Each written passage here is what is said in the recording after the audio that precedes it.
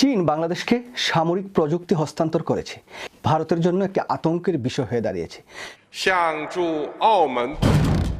এশিয়ার পরাশক্তি চীনের সাথে বাংলাদেশের সম্পর্ক পার করেছে 50 বছর।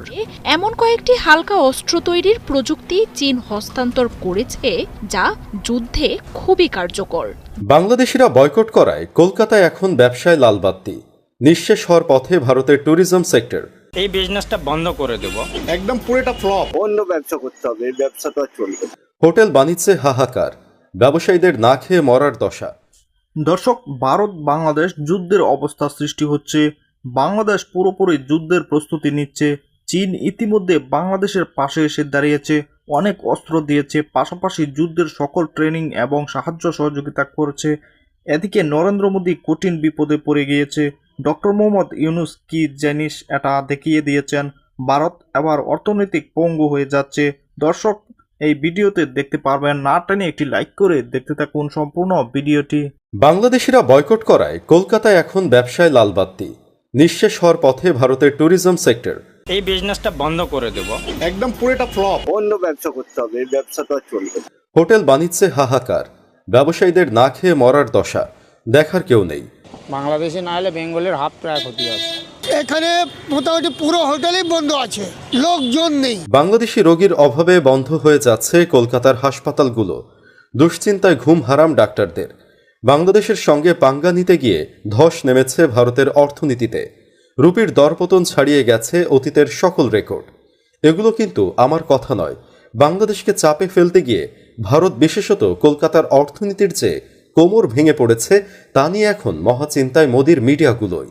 চীনের করুণায় কি মার খেতে পারে কলকাতার স্বাস্থ্য পর্যটনের অর্থনীতি? কুনমিং কি তাহলে হয়ে উঠতে পারে কলকাতার বিকল্প বাংলাদেশিদের কাছে? জুলাই বিপ্লবে বাংলাদেশের বিপক্ষে দাঁড়ানোর খেসারত ভারতকে ভালোভাবেই দিতে হচ্ছে। খেতে পারবো না মানে ভাত খেতে পারবো না তো বাংলাদেশ খাবো। ময়ূখের মতো মলম বিক্রেতার মুখরোচক কথা শুনে মনে হতেই পারে মহাসুখে আছে ভারতীয়রা। বাস্তবতা বলছে বাংলাদেশের সাথে বিবাদ বাঁধিয়ে বিপদ বেড়েছে ভারতেরই। পায়ে পাড়া দিয়ে শত্রুতার শাস্তি হাড়ে হাড়েই টের পাচ্ছে হাড় হাবাতে ভারতীয়রা। বাংলাদেশে নিত্যপণ্যের মূল্য কমার পরও মোদির গদি মিডিয়া মিথ্যা ছড়িয়ে বাড়িয়েছে বিভ্রান্তি। অবাক করা বিষয়, সেই ভারতেই এখন মাছ তরকারির মূল্য বাংলাদেশের দ্বিগুণ, তিনগুণ, এমনকি কোনোটা এখন 4 গুণ। এটা আমার কথা নয়, এ তথ্য উঠে এসেছে ইন্ডিয়ান এক জনপ্রিয় ক্রিয়েটরের কন্টেন্ট থেকেই।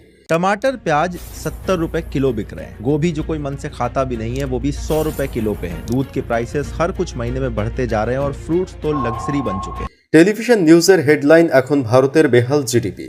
But inflation could be a worry. ভারতের অর্থনীতিতে ধস নিয়ে সংসদে উঠেছে ঝড়। आटा दाल चावल पे टैक्स लगाते हो, हिंदुस्तान के गरीब आदमी का खून चूसने का काम करते हो।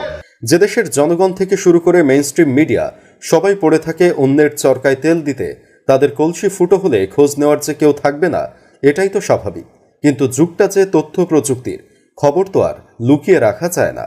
আজ ইন্ডিয়ান পত্রপত্রিকার তথ্য দিয়েই প্রমাণ করে দেব বাংলাদেশের পিছে লাগতে গিয়ে কিভাবে পেটে লাথি পড়েছে ভারতীয়দের।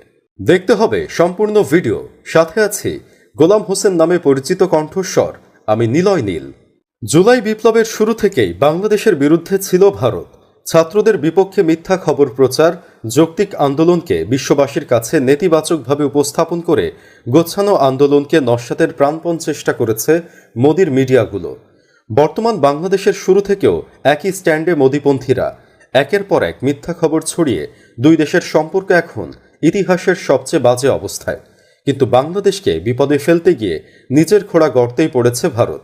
দুদেশের দাকুমড়া সম্পর্কে মুখ দেখাদেখি বন্ধ, কিন্তু ক্ষতিটা কার বেশি হচ্ছে? ভারতীয় পত্রিকা দ্য ইকোনমিক টাইমসের গত 24 আগস্টের headline, Bangladesh crisis crash lands on Indian tourism, যার অর্থ বাংলাদেশের সংকটে বিধ্বস্ত ভারতের পর্যটন শিল্প।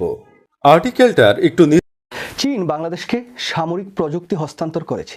এই সামরিক শক্তি বৃদ্ধি ভারতের জন্য একটি আতঙ্কের বিষয় হয়ে দাঁড়িয়েছে।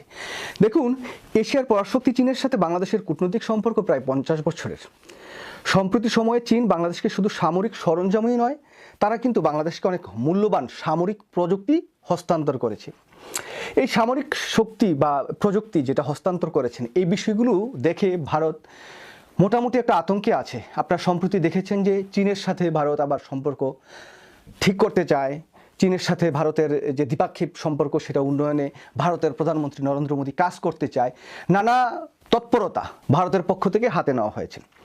বাংলাদেশের সাথে এই যে চীনের ভিতর এবং বাহির যে সমীকরণ, এই সমীকরণে এক প্রকার আতঙ্কে আছে বলেই আমরা মনে করছি এবং দেখছি। দেখুন, সম্প্রতি সময়ে ভারতের মিডিয়ার যে কার্যক্রম সেগুলো আপনারা দেখেছেন। বাংলাদেশের বিরুদ্ধে তারা যে কোনোভাবেই হোক না কেন মিথ্যা এবং অপপ্রচার বানানো যে নাটক মঞ্চায়িত করে বাংলাদেশকে একটি অস্থিতিশীল পরিবেশ সৃষ্টি করতে চায়, সেই বিষয়টিকে সামনে এনে বাংলাদেশকে মোবিলাইজ করার চেষ্টা সবসময় ভারতের পক্ষ থেকে তারা করে থাকেন। কিন্তু সম্প্রতি সময়ে বাংলাদেশ এবং চীনের যে সম্পর্ক, এটা ভারত আর কোনো ক্রমে সহ্য করে নিতে পারছেন না এবং তারা এই বিষয়টি নিয়ে অনেক উদ্বেগ উৎকণ্ঠার মধ্যে আছেন।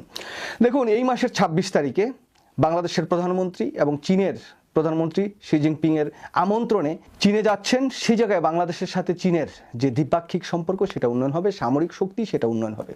কিন্তু আজকের যে ভিডিওটি করছি সেই জায়গায় হয়তো অনেকেই মনে করছেন যে সামরিক যে প্রযুক্তি, এটা কি প্রযুক্তি এমন হস্তান্তর করলো যেই প্রযুক্তি হস্তান্তরের কারণে ভারত অনেকটা আতঙ্কে আছে, অনেকটা অস্থির সময় পার করছে। আমি আপনাদেরকে পুরো নিউজটা আপনাদের পড়াবো।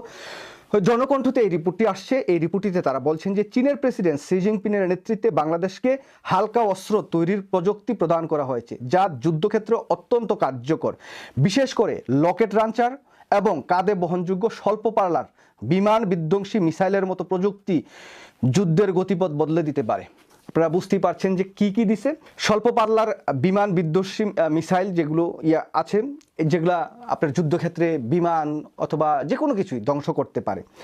এটা এখানে তারা আরো বলছেন যে সম্মানিত দর্শক, বর্তমানে ভারত বাংলাদেশের মধ্যে দ্বন্দ্ব লেগেই চলেছে। একের পর এক দ্বন্দ্ব লেগেই আছে। ভারতও প্রস্তুতি নিচ্ছে কূটনৈতিকভাবে এবং আন্তর্জাতিক গোয়েন্দা সংস্থাদের নিয়ে বারবার মিটিং করছে। বাংলাদেশের উপর কিছুতেই অর্জিত লাভ করতে পারছে না।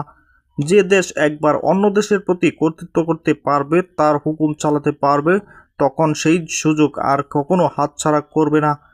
ঠিক তেমনি বাংলাদেশ চালাতো ভারত, কিন্তু যখন সেই বিষয়টা যখন হাতছাড়া হয়ে যায়, এখনও তারা মেহনত করছে বিভিন্ন পুরো জাতির উপর। দর্শক, সম্পূর্ণ ভিডিওটি দেখলেন।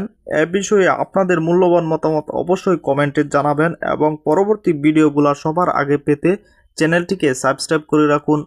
আসসালামু আলাইকুম।